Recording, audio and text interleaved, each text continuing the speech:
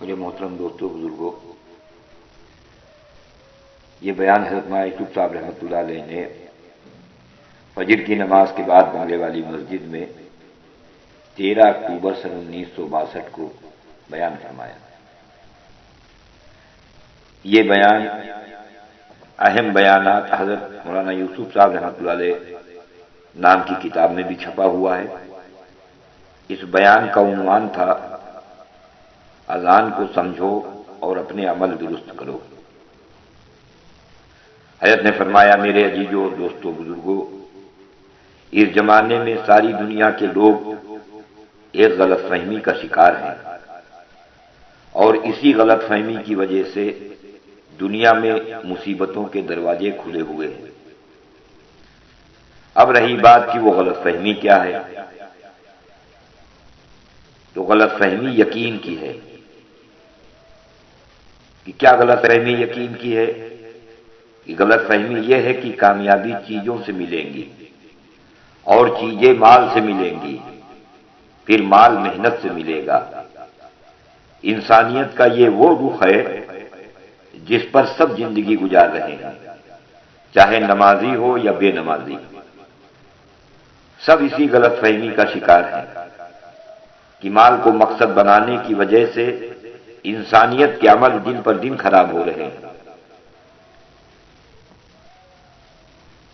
اللہ جل شانہ کی طرف سے انسانوں کی زندگیوں کے بننے اور بگڑنے کے فیصلے انسانوں کے عمل پر ہوتے ہیں۔ جتنے بھی انبیاء علیہ السلام اس دنیا میں تشریف لائے ہیں، وہ اس بنیاد پر آئے کہ انسانوں کی کامیابی اور ناکامی چیزوں پر نہیں، اعمال پر ہے۔ انسان اپنے عمل درست کر لے تو اللہ کی طرف سے کامیابیوں کے حالات آئیں گے، اور اگر عمل خراب ہوں گے تو ناکامیوں کے حالات آئیں گے۔ اب انسان کے سامنے دو راستے ہیں، ایک کا مرکز بازار ہے اور دوسرے کا مرکز مسجد ہے۔ بازار مال کا مرکز ہے، وہاں چیزیں دکھائی دیں گی اور چیزوں سے ہوتا ہوا نظر آئے گا۔ اس لیے ان سب بازار والوں کو اللہ جل شانہ مسجد میں بلا رہے ہیں۔ اللہ اکبر، اللہ اکبر۔ وہ انسانوں کے وہم و گمان سے بھی بہت بڑے ہیں۔ اللہ اکبر، اللہ ہی بڑے ہیں۔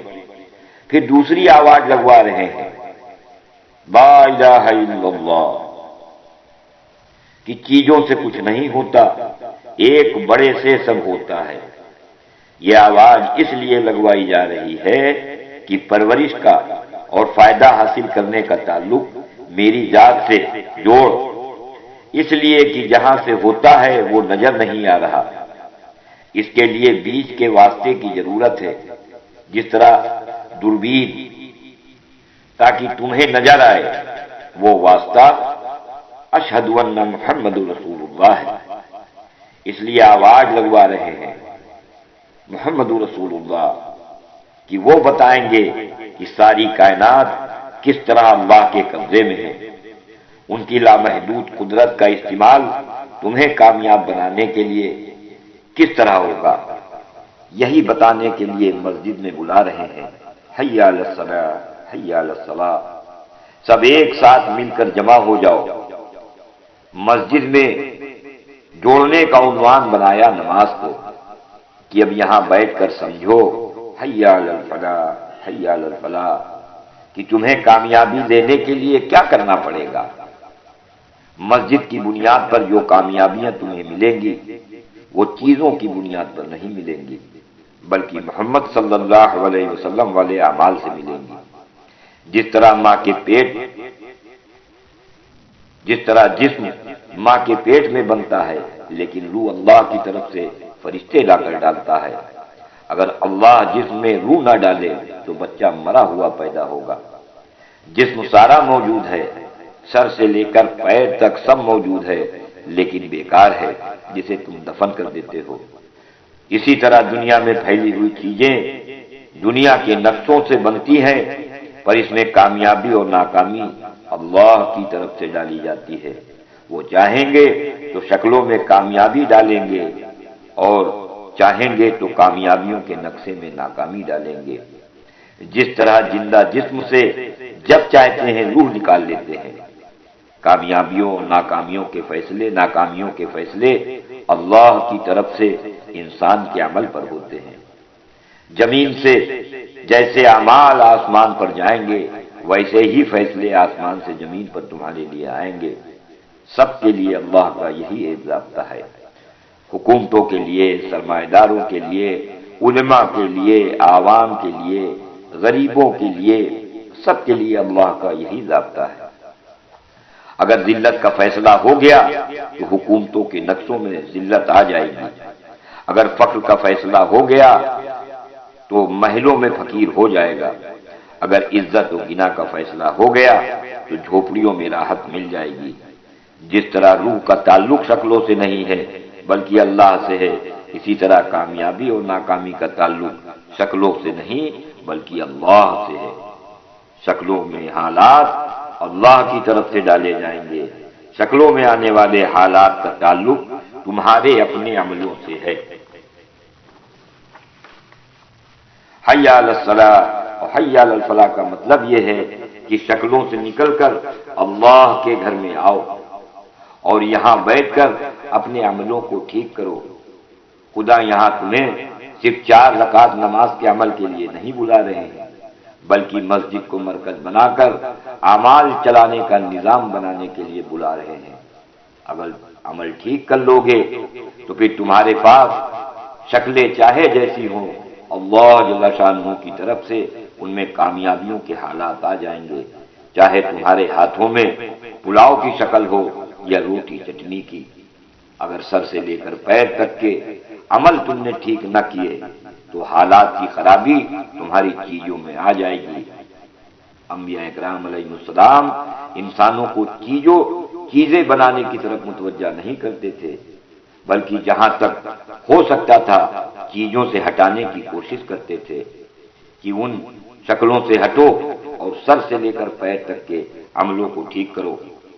اگر تم سے کوٹھیاں چھن جائیں، عہدوں سے ہٹا دیا جائے، مال چھن جائے، مکانوں سے نکال لیا جائے، کھیتیاں چھن جائیں، یہاں تک کہ تمہارے پاس ایک کرتا بھی نہ بچے، اگر تمہارے عمل ٹھیک ہیں تو تمہارے لیے کامیابیوں کے فیصلے ہوں گے۔ یہاں تک کہ سارے ملک کا نقشہ ایسوں کے لیے بدل جائے گا، اور عمل ٹھیک نہ ہوئے تو پھر چاہے محلوں میں رہتے ہو، عہدوں کی کرسیوں پر بیٹھے ہو، مال ہاتھ میں ہو، عیش کے نقشوں میں ہو، تو ان سارے نقشوں میں اللہ جل شانہ ناکامی ڈال لیں گے۔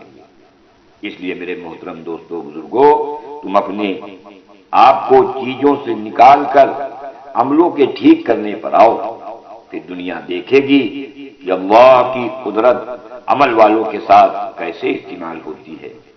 اگر تم ایسے بن گئے تو لوگ تمہارے پاس ایسی زندگی سیکھنے کے لیے ہوائی جہازوں سے چل کر یہاں آئیں گے۔ خدا نے پہلے بھی بارہا ایسا کر کے دکھلایا ہے، اور آدم علیہ السلام سے لے کر آج تک دکھلا رہے ہیں۔ اس کے لیے یہ اعلان ہے کہ نماز کے لیے آ کر مسجد کے اعمال کو بنیاد بنا لو تو دونوں جہان کی کامیابیاں لے لو۔ یہ نہیں کہا کہ ذکر کے لیے آ جاؤ اور کامیابی لے جاؤ، بلکہ ذکر کے بارے میں یہ کہا کہ ذکر کو آ جاؤ، دل کو اطمینان ملے گا۔ نماز کے علاوہ کسی اور عمل پر دنیا و آخرت کی کامیابی کا وعدہ نہیں فرمایا ہے، اس لیے کہ نماز سارے اعمال کا مجموعہ ہے کہ نماز کے عمل میں سر سے لے کر پیر تک کے ہر اعضاء کو اللہ کے حکم پر چلانا سکھایا جاتا ہے۔ پھر مسجد کو مرکز بنا کر ایمان اور عمل کی محنت چلائی جاتی ہے۔ نماز کے علاوہ دوسرے کسی عمل کے ساتھ ایسی کوئی محنت نہیں جڑی ہے۔ زندگی میں خود کے اعتبار سے اعمال آ جائیں اور ہماری زندگی میں جتنے اعتبارات ہیں وہ سب ختم ہو جائیں تو پھر 24 گھنٹے کی زندگی میں ہمارے جتنے مسائل ہیں اللہ جل شانہ اپنی قدرت سے پورا کر دیں گے۔ اس لیے ہر روز 5 دفعہ یہ آواز لگوائی جا رہی ہے تاکہ قیامت میں کوئی کہہ نہ سکے کہ ہم جانتے نہیں تھے۔ وہاں تو کہا جائے گا کہ ارے احمق، 50 سال تو زندہ رہا، کیا ہر روز 5 دفعہ یہ آواز سن کر اذان کو نہیں سمجھ سکا؟ اور اگر اذان کو سمجھا تھا تو بتا اس پر کتنا عمل کیا؟ تو نے اعمال کو کتنا ٹھیک کیا؟ قبر میں اسی بنیاد پر سوال ہوں گے۔ مسجد سے متعلق بہت سے اعمال ہیں، صرف 4 رکعت نماز ہی کا عمل نہیں ہے۔ خوب سمجھ لو، صرف 4 رکعت نماز کے عمل پر خدا کچھ بھی نہیں کریں گے۔ خدا یہ خود فرما رہے ہیں، سورہ بقرہ کی آیت نمبر 177 میں اللہ نے یہ بات بیان فرمائی ہے۔ اس لیے سب سے پہلے یقین ٹھیک کرو، اللہ اکبر والا یقین پیدا کرو۔ اب بتاؤ یقین کیسے ٹھیک ہوگا؟ کیا حوض کے پانی سے ٹھیک ہو جائے گا؟ یہ یقین تب ٹھیک ہوگا جب مسجد کے ماحول میں بیٹھ کر وہ ماحول پیدا کرو جس سے یقین بنتا ہے۔ جس طرح نماز کا سب سے پہلا عمل وضو کی وضو کر کے جسم کو پاک کرو، اسی طرح یقین بنانے کا سب سے پہلا عمل روح کو پاک کرو، اور روح پاک ہوگی ایمان و یقین کی بات کہنے اور سننے سے، اور روح پاک ہوگی ایسی نماز بنانے سے جس میں روح کا تعلق اللہ سے جڑ رہا ہو۔ اللہ قرآن کریم میں فرما رہے ہیں کہ خوشخبری سنا دو ان نمازیوں کو جو ایمان والے ہیں اور خشوع و خضوع والے ہیں۔ سارے نمازیوں کو کامیابی نہیں ملے گی، بلکہ ان نمازیوں کو کامیابی ملے گی جن کے یقین چیزوں سے ہٹ کر اللہ پر آئیں، ملک سے، مال سے، ہتھیار سے، ایٹم سے ہٹ کر اللہ پر یقین آوے۔ نماز کا عمل تو ہوا دنیا میں، پر یقین اور خشوع کی کیفیت پر تمہیں جنت ملے گی۔ اصل یہ یقین ہے کہ مال سے، اسباب سے کامیابی نہیں ملے گی، بلکہ نماز کا عمل کر کے اللہ سے مانگنے پر کامیابی ملے گی۔ اس یقین کے ساتھ مسجد میں آؤ اور ایمان کا ماحول بناؤ، اور دنیا بھر میں پھر پھر کر مسجدوں میں ایمانی ماحول بناؤ کہ لوگ ایمان کے سیکھنے کی طرف متوجہ ہوں۔ ورنہ آج کے ماحول میں احمقوں کے بارے میں سن رہے ہو کہ وہ بڑے اور وہ بڑے، اور وہ بھی سن لیا کہ اللہ بڑے، تو اب سمجھا کہ اللہ بھی ایسے ہی بڑے ہیں جیسے یہ لوگ بڑے ہیں۔ اس لیے نماز بھی پڑھو اور ان بڑوں کا بھی خیال رکھو۔ ان کے تصور میں بھی نہیں آیا کہ اللہ کتنے بڑے ہیں، حالانکہ دونوں بڑائیوں میں فرق ہے۔ ایک آدمی کے 5 لڑکے ہیں، وہ لڑکوں کا تعارف کرا رہا ہے کہ ایک یہ میرا بچہ ہے، اور یہ والا اس سے بڑا، اور یہ والا اس سے بڑا، اور یہ والا سب سے بڑا۔ ارے یہ بڑائی اور ہے، یہ بچہ ہونے کی وجہ سے چھوٹا رہے گا۔ تم تو ایک ڈبے کو بھی بڑا ڈبا کہتے ہو، پہاڑ کو بھی بڑا کہتے ہو، زمین و آسمان کو بھی بڑا کہتے ہو، اور اللہ کو بھی بڑا کہتے ہو۔ تو اس بڑائی کو کہنے سے تمہارا کیا مطلب ہے؟ کون بڑا ہے؟ اللہ کے سامنے ساری زمین و آسمان مل کر ایک ذرہ بھی نہیں۔ تم مسجد میں بیٹھ کر اللہ کی بڑائی کو بولو، اللہ کی بڑائی کو سنو، اللہ کی بڑائی کو پڑھو، اور اللہ کی بڑائی کا مراقبہ کرو۔ ایمان کی مجلسیں لگاؤ، علم کے حلقوں میں بیٹھو اور اللہ کا دھیان پیدا کرو، تب سمجھ میں آئے گا کہ ان کی بڑائی کیا ہے۔ یہ مسجد کے اعمال ہیں۔ اللہ کے 99 صفات والے نام ہیں، وہ ہر صفت میں بڑے ہیں۔ اللہ اپنی قدرت کے ساتھ خالق ہیں، شکلوں کے ساتھ نہیں کہ میاں بیوی ہوں گے تو بچہ پیدا ہوگا۔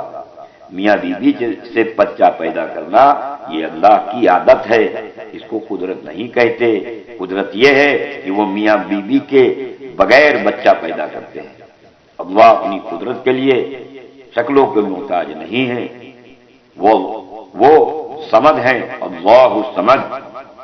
چیزیں اللہ کی محتاج ہیں، چیزیں اللہ کی محتاج ہیں۔ اب یہ ایمان تب آئے گا جب مسجد میں بیٹھ کر اللہ کی صفات کو سنیں گے، ان کی قدرت و طاقت کے استعمال کو سنیں گے، ان کے فیصلوں پر قومیں کیسے تباہ ہوئی ہو گئیں، ان کے فیصلوں سے کس طرح ملکوں کے نقشے بدل گئے۔ جب نماز کا عمل کر کے اللہ سے مانگے گا تو جو اونچے ہیں ان کو اللہ پاک نیچا کر دیں گے، جو ہنس رہے ہیں انہیں رلا دیں گے، پھر تم اپنے یقین کے اعتبار سے سب کچھ بدلتا ہوا دیکھو گے۔ نماز کا نمبر چوتھا ہے، پہلے اللہ اکبر پھر اشہد ان لا الہ الا اللہ کی گواہی، پھر اشہد ان محمد رسول اللہ کی گواہی، اب حی علی الصلاۃ۔ اس لیے سب سے پہلے اللہ کی بڑائی کا یقین پیدا کرو، توحید پیدا کرو کہ وہ تنہا بڑے ہیں، اللہ کے علاوہ جو کچھ ہے اس کی چھٹائی کا تصور پیدا کرو۔ اللہ کے علاوہ کو چھوٹا بولنے سے ہی اللہ کی بڑائی کا یقین پیدا ہوگا۔ محمد صلی اللہ علیہ وسلم کے طریقہ عمل پر زندگی کو لانا کہ سر سے لے کر پیر تک کے ہر اعضاء سے عمل کو ٹھیک کرتے ہوئے نماز کا عمل کر کے اللہ سے مانگو تو جو مانگو گے اللہ کر کے دکھائیں گے۔ حی علی الصلاۃ میں پہلے جتنی آوازیں سن رہے ہو سب یقین اور عمل بنانے کی آوازیں ہیں، حی علی الصلاۃ اس کے بعد میں ہے۔ اب علم حاصل کرو کلمے اور نماز کا کہ کلمے نماز سے کیا کیا ہو سکتا ہے، مال اور سامان سے کیا کیا ہو سکتا ہے یہ تو آج بچہ بھی جانتا ہے، لیکن آج مسلمان کلمے نماز سے کیا کیا ہو سکتا ہے اسے بھی نہیں جانتا۔ اس لیے سب سے پہلے یہ جانو، اس کا علم حاصل کرو کہ کلمے و نماز سے کیا کیا ہو سکتا ہے، ثنا سے کیا ہوگا، تکبیر سے کیا ہوگا، رکوع سے کیا ہوگا، سجدے سے کیا ہوگا۔ حضور اکرم صلی اللہ علیہ وسلم نے ہر چیز کے بارے میں بتلا دیا ہے۔ ابھی تک تم نے باہر کی چیزوں سے ہوتا دیکھا ہے، ابھی تم قرآن و حدیث سے ہونا نہیں جانتے۔ دل کی آنکھیں کھول کر مسجد میں آ کر بیٹھو اور اللہ کے ذکر میں سے ایسا دھیان پیدا کرو کہ باہر دیکھنے سے جو دھیان آتا ہے وہ بالکل نکل جائے، اور حضرت محمد صلی اللہ علیہ وسلم نے جو بتلایا ہے بغیر دیکھے اس کا دھیان جم جائے۔ جو دھیان انسان کے اندر آنکھوں سے دیکھ کر بنتا ہے اس کا نام غفلت ہے، اور حضرت محمد صلی اللہ علیہ وسلم نے جو بتلایا ہے بغیر دیکھے اس کا دھیان آنا، اس کا نام ذکر ہے۔ ایمان کی مجلسوں میں بیٹھ کر ایمان کو سیکھ لو، علم کی مجلسوں میں بیٹھ کر علم کو سیکھ لو، ذکر کی مجلسوں میں بیٹھ کر دھیان کو سیکھ لو، پھر نماز کا عمل کرو۔ اندر باہر ہر طرف سے رخ پھیر کر، جس طرح ابراہیم علیہ السلام نے انی وجہت کہ ہر طرف سے رخ پھیر کر میں اللہ کی طرف رخ کر رہا ہوں۔ اب اپنے سارے معاملات کا تعلق اللہ سے جوڑو، پھر ثنا پڑھو، اس کی صفات بیان کرو، اور پھر پڑھو الحمدللہ رب العالمین الرحمن الرحیم مالک یوم الدین۔ فیصلے والے دن کا مالک ہے، فیصلہ تو وہ ہر روز دیتا ہے لیکن تھوڑے دن کے لیے، پھر بعد میں فیصلہ بدل بھی دیتا ہے، لیکن قیامت کے دن جو فیصلہ دے گا وہ ہمیشہ کے لیے ہوگا، وہ فیصلہ کبھی بدلا نہ جائے گا، وہ ہمیشہ کے لیے بہت بہتر پرورش ہونے کا فیصلہ دے گا، مگر اس پر دے گا ایاک نعبد و ایاک نستعین کہ اسی کی مان کر اور اسی سے مانگنے پر ملے گا، جو ہم مانگیں گے اسی پر فیصلہ دے گا اور اس سے بھی زیادہ دے گا۔ بس اب چیزوں سے ہٹ کر اللہ کے حکموں پر محنت کرو۔ کمانا سیکھنے کی چیز نہیں ہے بلکہ اللہ کے حکموں پر چلنا یہ سیکھنے کی چیز ہے۔ اس لیے اللہ کے حکموں پر محنت کرو، ورنہ تمہاری چھوٹی چھوٹی حرکتوں سے تمہارا ملک خطرے میں ہے، کسی وقت بھی ناکامیوں کے فیصلے ہو سکتے ہیں۔ اب اگر لوگ محمد صلی اللہ علیہ وسلم کے طریقہ عمل پر زندگی کو لانے کی کوشش نہیں کریں گے تو سارے عالم کے حالات کی خرابی کا فیصلہ خدا فرما دیں گے۔ ایسے فیصلے ہوں گے کہ سب کو چھٹی کا دودھ یاد آ جائے گا۔ عالم کے حالات پلٹنے کو ہیں، انسانوں کا خون بہنے کو ہے، تم اس کی محنت کرو کہ اللہ کا فیصلہ بدل جائے، ہمارے بچاؤ اور ہماری فلاح کا فیصلہ ہو جائے۔